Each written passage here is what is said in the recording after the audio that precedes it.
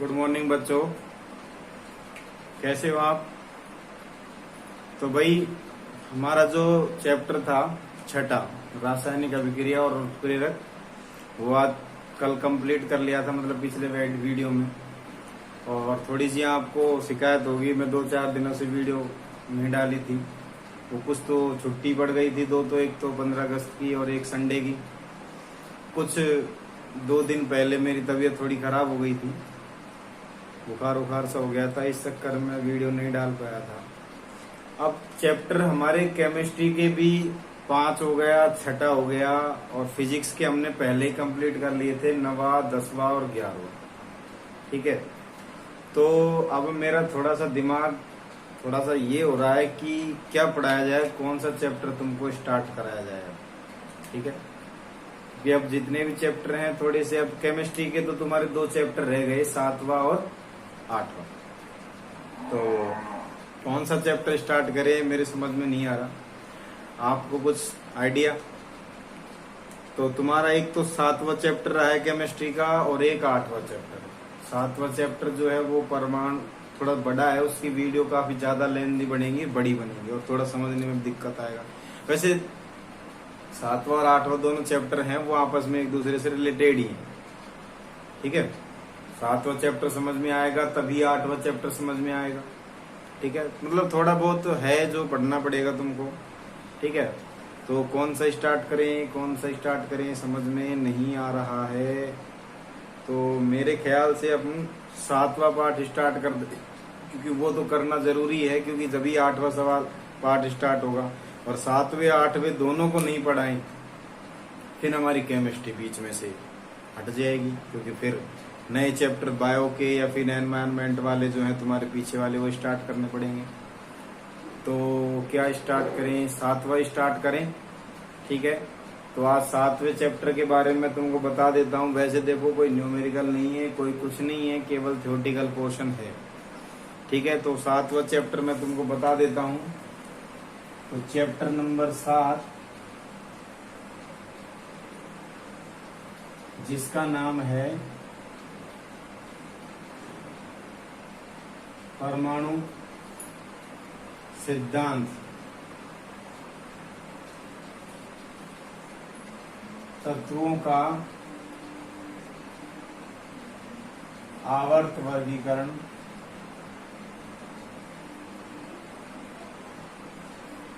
व गुणधर्म, ये हमारा है चैप्टर नंबर 7। ठीक है, और आज हम इसका पार्ट फर्स्ट पढ़ने जा रहे हैं। अब पहली बात तो 7वां जो चैप्टर है, ये जो तुम्हारा है 3 पोर्शनों में बटा हुआ है बेटा। एक तो ये, एक ये, और तीसरा ये। और ये दोनों जो हैं ये आपस में एक दूसरे से रिलेटेड हैं, और इन्हीं से ही रिलेटेड है चैप्टर नंबर 8 तुम्हारा। ठीक है, और 7वां चैप्टर में जो ये गुणधर्म है, परमाणु सिद्धांत है, ये तुम पढ़ चुके हो 9th क्लास में भी। परमाणु के बारे में जो था वो तुम पढ़ चुके हो। ठीक है, परमाणु क्या होता है, किसने इसकी खोज की थी, वो वगैरह वगैरह जो कुछ था वो तुम पढ़ चुके हो 7वीं क्लास, 9वीं क्लास में, सॉरी। फिर भी आप थोड़ा सा उसको पढ़ाएंगे तो तुमको थोड़ा रिपीट होगा, तो अच्छे से समझ में आ जाएगा। ठीक है, तो स्टार्ट करते हैं अपन परमाणु सिद्धांत से पहले।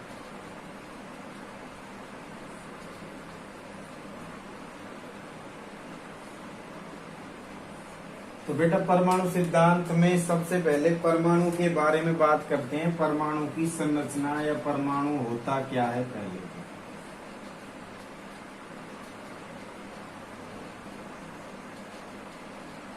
नवीं क्लास में पढ़ चुके हो, फिर भी मैं तुमको एक बार दोबारा से पढ़ा रहा हूं।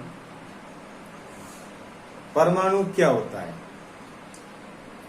अब भाई जो यूनिवर्स होता है, हमारा संसार होता है, उसमें कोई भी जो वस्तु होती है वो छोटी छोटी चीजों से मिलकर ही बनी होती है ना। जैसे एग्जाम्पल के लिए यदि 100 रुपए की बात करूं, अब 100 रुपए जो है वो एक एक रुपए से मिलकर ही तो बना है। या फिर 1 रुपए की बात करूं तो रुपया है जो एक एक पैसे से मिलकर बना है, मतलब 100 पैसे जब इकट्ठे किए हैं हमने तब एक रुपया बना है।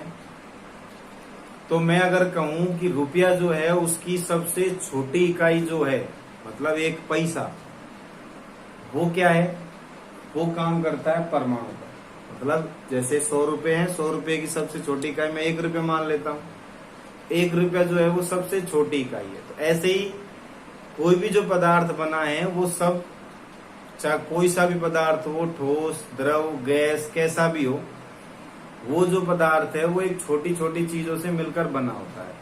ठीक है, तो उस छोटे से छोटे पार्ट को, मतलब यदि इसकी दूसरी तरह से परिभाषा समझी जाए परमाणु की, तो किसी वस्तु का वह छोटे से छोटा भाग, या फिर किसी वस्तु को तोड़ते जाएं तोड़ते जाएं तोड़ते जाएं या काटते जाएं और लास्ट में एक ऐसा पार्ट बचता है उसका जिसको आगे काटा नहीं जा सकता। आता है ऐसा पोर्शन तो आएगा, चाहे वो किसी में भी हो, नैनोमीटर, पिकोमीटर, किसी में भी आए। ठीक है, तो एक पोर्शन ऐसा लास्ट का बचेगा जिसको आगे डिवाइड नहीं कर सकते हम। ए portion that is can not be divided again. ठीक है ना, उस लास्ट पोर्शन को हम क्या कहेंगे बेटा, उस लास्ट पोर्शन को हम कहते हैं परमाणु। क्या बोलते हैं?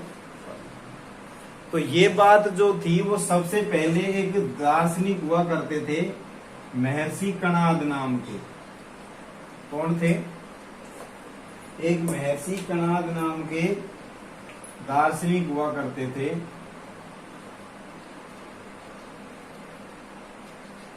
जिन्होंने 500 ईसा पूर्व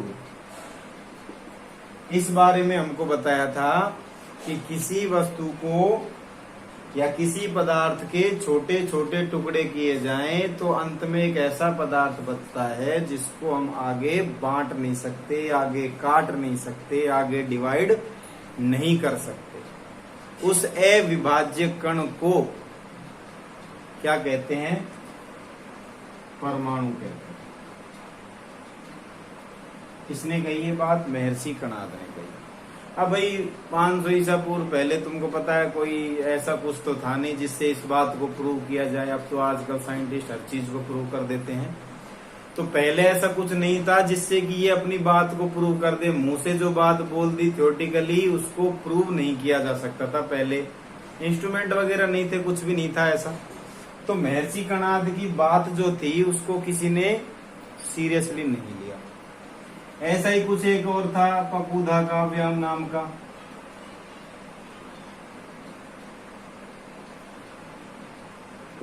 उसने भी यही बात की कि भाई ठोस, द्रव, गैस जो होती हैं, कोई सा भी पदार्थ हो, उसकी सबसे छोटी जो इकाई होती है, मतलब इसकी जो डेफिनेशन थी उसको थोड़ा उल्टा करके बता दिया कि किसी भी पदार्थ, इसने तो बोला था कि कोई पदार्थ होता है उसको आगे तोड़ते जाएं, विभाजित करते जाएं तो लास्ट में ऐसा बचता है जिसको can not divide, can not cut, जिसको आगे हम डिवाइड नहीं कर सकते, कट नहीं कर सकते, उसको क्या बोलते हैं? परमाणु।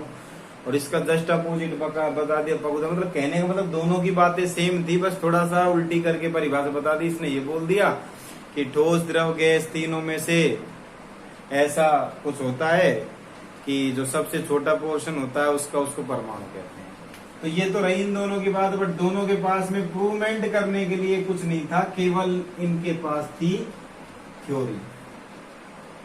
ठीक है, अब उसके बाद में भाई एक और साइंटिस्ट आए, अंग्रेजी साइंटिस्ट, इंग्लिश वाले। एक का नाम तो था डेमोक्रिटस और दूसरे का नाम था लियूसिपस। दो साइंटिस्ट और आए, ग्रीक भाषा में इन्होंने स्टडी की, और डेमोक्रिटस और लियूसिपस ने एक बात देखी। इन्होंने जो थ्योरी बताई थी, इस थ्योरी को थोड़ा सा पढ़ा और उस थ्योरी के हिसाब से आगे बात करके क्या कहा कि भाई जो इन दोनों ने थ्योरी दी है ना कि भाई किसी पदार्थ को ऐसे काटा जाए, तोड़ा जाए कि आगे उसको डिवाइड नहीं कर सकता, मतलब कुल मिला के इन शॉर्ट यदि कहे छोटी सी बात तो क्या होगी कि ऐसे पदार्थ को जिसको आगे काटा नहीं जा सके, बांटा नहीं जा सके, तोड़ा नहीं जा सके, डिवाइड नहीं किया जा सके, उसे क्या बोलते हैं? परमाणु। तो इन्होंने ये कहा कि भाई तुम्हारी जो डेफिनेशन है ना, उससे रिलेटेड हमको एक वर्ड मिला है इंग्लिश की डिक्शनरी के अंदर। तो डेमोक्रिटस और लियूसिपस ने ग्रीक भाषा में जो एक डिक्शनरी थी इनकी, उनके अंदर इसको एक वर्ड मिला था इनको, जो था एटोमिया। क्या वर्ड था? एटोमिया। एटोमिया जो शब्द था उसका जो हिंदी में अनुवाद यदि करें हम तो उसका अर्थ था न काटे जाने वाला। समझे?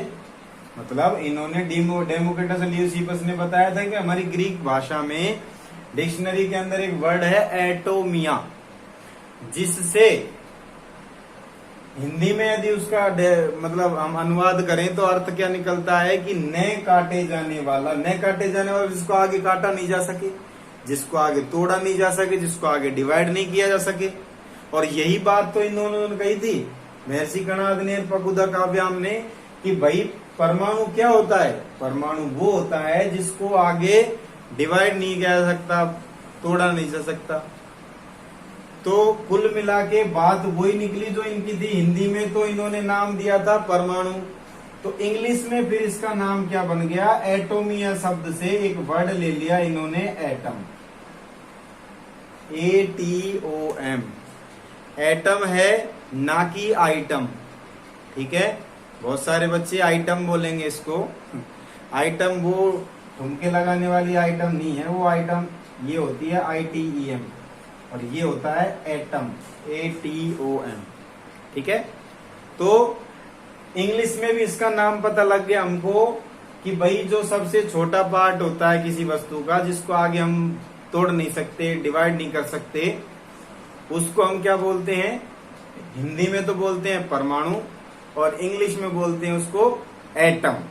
तो यहां से इनके पास में हिंदी और इंग्लिश में काम चल गया और आ गई, और कुछ कुछ आइडिया भी मिल गया कि होता क्या है।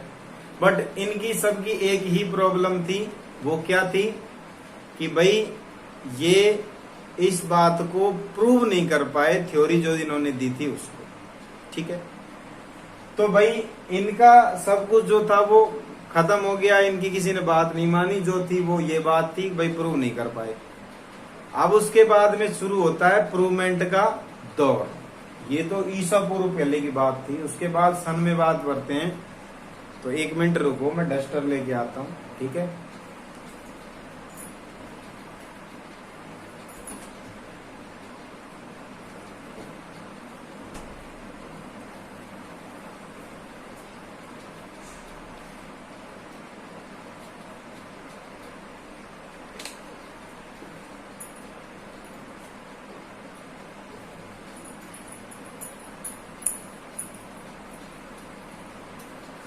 तो हमको कितना पता लगा कि भाई परमाणु होता है कुछ, और परमाणु को इंग्लिश में एटम बोला जाता है, ये हमको पता लग गया कुल मिला के। अब महर्षि कणाद, पकुदा काव्याम, डेमोक्रिटस, लियूसिपस, इनसे।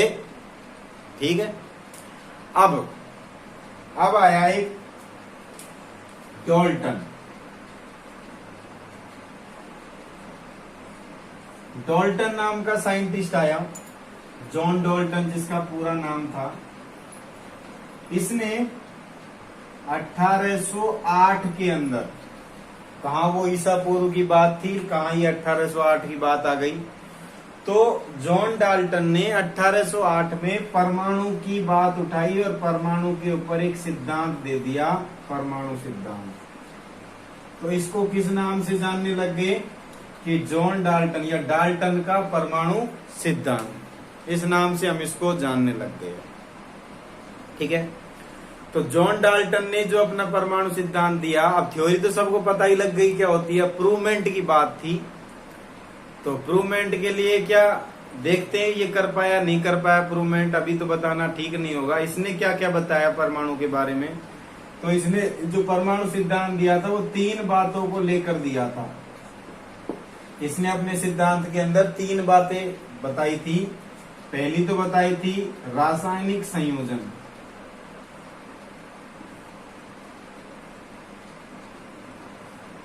दूसरी थी द्रव्यमान संरक्षण, और तीसरी थी निश्चित अनुपात। ठीक है, तो ये तीन बातें, ये तीन फैक्टर लेकर इसने परमाणु के बारे में एक्सप्लेन करना शुरू कर दिया कि भाई परमाणु के अंदर ये तीनों चीज फॉलो होती है, रासायनिक संयोजन, द्रव्यमान संरक्षण, निश्चित अनुपात। क्या होता है वो सब आगे बताऊंगा मैं। तो क्वेश्चन एक ये पूछा जाता है छोटा सा कि जॉन डाल्टन का जो परमाणु सिद्धांत था वो किस पर आधारित था। तो किस पर आधारित था? इन तीनों पर आधारित था, रासायनिक संयोजन, द्रव्यमान संरक्षण और निश्चित अनुपात। ठीक है, अब इसने क्या पॉइंट दिए परमाणु के बारे में।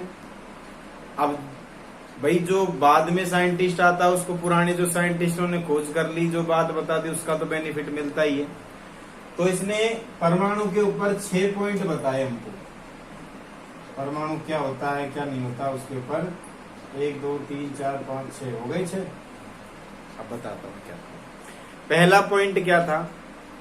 पहला पॉइंट ये था कि प्रत्येक छोटे छोटे छोटे छोटे पदार्थों से मिलकर कोई चीज बनाई जाती है, तो उस पदार्थ का सबसे छोटा जो भाग होता है उसको हम परमाणु कहते हैं, जो महर्षि कणाद पहले ही बता चुका था। ठीक है, पहला पॉइंट। दूसरा पॉइंट कि परमाणु एक अविभाज्य कण होता है, ये भी हमको पता था पहले से ही कि भाई परमाणु एक ऐसी चीज होती है जिसको आगे डिवाइड नहीं कर सकते, विभाजित नहीं कर सकते। तो वो भी हो गया कि भाई दूसरा पॉइंट कि परमाणु एक अविभाज्य कण होता है जिसको विभाजित नहीं किया जा सकता। तीसरा पॉइंट जो था वो ये था, वो अभी तीनों के ऊपर था, तीनों चारों के ऊपर था कि भाई एक ही प्रकार के जो तत्व हैं, भाई एक जैसे जो तत्व हैं, जैसे एग्जांपल के लिए hydrogen hydrogen, nitrogen nitrogen, oxygen oxygen, दोनों एक प्रकार के ही है ना। तो समान प्रकार के परमाणु तत्वों के रासायनिक गुणधर्म और भौतिक गुणधर्म, मतलब उनके जो अंदर की प्रॉपर्टीज होगी, फिजिकली और केमिकल प्रॉपर्टीज जो होंगी, वो क्या होती हैं? सेम होंगी। सीधी सी बात है भाई, सेम टाइप का एटम होंगे आपस में, तो उनकी सारी फिजिकल केमिकल प्रॉपर्टीज सेम होंगी। ये तीसरा पॉइंट था।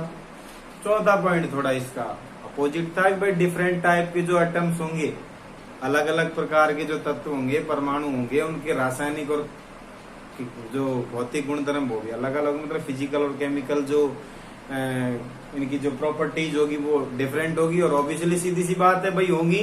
नाइट्रोजन और हाइड्रोजन है, इनकी फिजिकल प्रॉपर्टीज और केमिकल प्रॉपर्टीज डिफरेंट होंगी। सीधी सी बात है, दोनों डिफरेंट एटम है। तो ठीक है, 4 बात हो गई। ये तो थी रासायनिक के ऊपर, रासायन का बात दे दी। तो ये 2 पॉइंट जो थे उसने रासायनिक संयोजन के आधार पर ये दे दिए। उसके बाद अगला पॉइंट जो था इसका 5वां, वो ये था कि जो परमाणु होता है उसको किसी भी प्रकार से ना तो नष्ट किया जा सकता है, ना उसको बनाया जा सकता है। केवल उसे क्या किया जा सकता है? अभिव्यक्त किया जा सकता है अलग अलग चीजों में। 1 मिनट देख लेता हूं थोड़ा सा। हाँ, परमाणु को किसी रासायनिक अभिक्रिया के द्वारा ना तो बनाया जा सकता है, ना उसे नष्ट किया जा सकता है, केवल उसे पुनर्व्यवस्थित किया जा सकता है। इसके साथ इस लगा दिया, उसके साथ लगा दिया, इसके साथ लगा दिया, इसको उसको क्या कर सकते हैं? पुनर्व्यवस्थित किया जा सकता है। तो ये जो थी वो थी द्रव्यमान संरक्षण की बात। द्रव्यमान संरक्षण में क्या होता है कि बताया था ना मैंने, कोई केमिकल रिएक्शन जैसे ए बी, ए का जो जितना द्रव्यमान है उतना ही बी का होना चाहिए, मतलब केमिकली रूप से या फिर कैसे भी हो, तो दोनों तरफ से इनका द्रव्यमान बराबर होना चाहिए। द्रव्यमान क्या होना चाहिए? संरक्षित होना चाहिए। ठीक है, तो ए और बी जैसे अभिकारक और उत्पाद दोनों है, तो दोनों साइड से इनका क्या होना चाहिए? जो द्रव्यमान है वो संरक्षित होना चाहिए। कहने का मतलब जो ना तो इसको नष्ट कर सकते हैं ना बना सकते हैं, जितना है उतना ही हो सकता है, इधर उधर कर सकते हैं बस। और लास्ट जो पॉइंट था इसका 6वां, वो निश्चित अनुपात पर किस प्रकार था? वो इस प्रकार था कि भाई कोई भी चीज हम बनाते हैं, जैसे एग्जाम्पल के लिए नींबू पानी हमने बनाया, जो नींबू का शिकंजी होती है उसको बनाया नींबू पानी, तो उसमें हम अलग अलग क्वांटिटीज में सब चीज डालते हैं, नींबू डालते हैं, चीनी भी डालते हैं, नमक भी डालते हैं, वाटर तो होता ही है, तो सबको एक अलग अलग क्वांटिटी में मिलाते हैं ना, निश्चित अनुपात में फिक्स, किसी को ज्यादा किसी को कम मिलाते हैं ना। तो उसी प्रकार से इसने एक बात कही कि भाई किसी भी प्रकार का कोई यौगिक बनाना हो हमको, तो उसमें जितने भी एटम हैं उनको सबका एक निश्चित अनुपात में मिलाया जाता है। मतलब किसी भी यौगिक को बनाते समय उसमें सभी प्रकार के तत्व जो है वो एक निश्चित अनुपात में मिलाए जाते हैं। तो वो 3 बात हमने इसमें, इसके जो 6 पॉइंट थे उनमें कवर कर ली। 3 बात कौन कौन सी, दोबारा बता रहा हूं। पहला और दूसरा पॉइंट तो पकुदा का व्यायाम, और वही था भाई छोटे छोटे कणों से मिलकर बना होता है, तो छोटा कण होता है उसको परमाणु कहते हैं, परमाणु को आगे बांटा नहीं जा सकता। 2 पॉइंट हो गए। तीसरा, सेम प्रकार के जो परमाणु हैं उनमें गुणधर्म सेम होते हैं, अलग अलग होते हैं, उसमें अलग अलग गुणधर्म होते हैं। 4 बात हो गई। और 5वीं बात जो थी वो कि भाई किसी रासायनिक अभिक्रिया से इसको बनाया नहीं जा सकता एटम को। और छठा जो था कि भाई यौगिक बनता है कोई भी, तो उसमें निश्चित अनुपात में उनको मिलाया जाता है, मिलाने के बाद में कोई यौगिक बनाया जा सकता है। अब ये रही इसकी बात जॉल डाल्टन की। अब भाई कमी क्या रह गई, सब कुछ बता दिया इसने, तो कमी क्या रह गई भाई कि भाई इसने जिस प्रकार की स्ट्रक्चर इसके बारे में बताया था। भाई एक बात और बता देता हूं, जब 1800 का जो टाइम था उस टाइम पर इसने जब डाल्टन ने अपना सिद्धांत दिया तो उस टाइम पर क्या हुआ था कि जो ये था इलेक्ट्रॉन, प्रोटॉन और न्यूट्रॉन, इन सब के बारे में भाई कोई नहीं जानता था कि इलेक्ट्रॉन क्या होता है, प्रोटॉन क्या होता है, न्यूट्रॉन क्या होता है, कोई नहीं जानता था। तो डाल्टन भी नहीं जानता होगा, सीधी सी बात है। इन तीनों के बारे में कोई नहीं जानता था। तो क्या हुआ कि इसकी जब इधर उधर से और साइंटिस्टों ने, जब डाल्टन ने अपना प्रयोग दिया तो इसके बारे में जब बताया तो और बात हुई, तो इससे पूछा गया कि भाई ये जो तुमने स्ट्रक्चर बताई है परमाणु की, इसके अंदर छोटे छोटे कुछ सूक्ष्म कण नजर आ रहे हैं, वो क्या है? भाई जो तुमने स्ट्रक्चर बताई उसके अंदर कुछ छोटे छोटे सूक्ष्म कण नजर आ रहे थे, उसके बारे में पूछा गया भाई ये क्या है। तो भाई डाल्टन उसका क्लियरिफाई नहीं दे पाया कि भाई क्या है क्या नहीं है। तो यहाँ पर इसकी कमी रह गई, यहाँ पर इसका जो डाल्टन का जो नियम था वो क्या आ गया, सत्ते में आ गया। भाई एक्सप्लेनेशन नहीं दे पाया तो सत्ते में आ गया। तो जॉन डाल्टन की भी थ्योरी यहाँ पर रिजेक्ट कर दी गई। अब नेक्स्ट इस थ्योरी को प्रूव करने के लिए एक और साइंटिस्ट आया, उसने क्या किया वो हम नेक्स्ट पार्ट जो पढ़ेंगे, पार्ट 2, उसके अंदर पता कर लगेंगे। तो आज हमने परमाणु के बारे में देखा, जॉन डाल्टन के बारे में उसका सिद्धांत बताया, तो मेरे ख्याल से तुमको समझ में आया होगा। ठीक है बेटा, तो पार्ट 2 के अंदर इसका दूसरा भाग पढ़ेंगे कि आगे कौन वैज्ञानिक आया और उसने क्या बोला क्या नहीं बोला। ठीक है, तो खुश रहिए, बिंदास रहिए, चकाचक रहिए, कोरोना से सुरक्षित रहिए, सेफ रहिए, मास्क का प्रयोग कीजिए और हैंड वॉश करते रहिए बार बार। ठीक है, और अपनी वीडियो को शेयर करते रहिए, लाइक करते रहिए और आगे बढ़ाते रहिए सब्सक्राइबर। ठीक है, तो अपन मिलते हैं पार्ट 2 के अंदर, चैप्टर नंबर 7। ठीक है, नेक्स्ट साइंटिस्ट के साथ में, जॉन डाल्टन के बाद जो इसकी क्लैरिफाई दिया था उससे। ठीक है ना, तब तक के लिए बेटा बाय।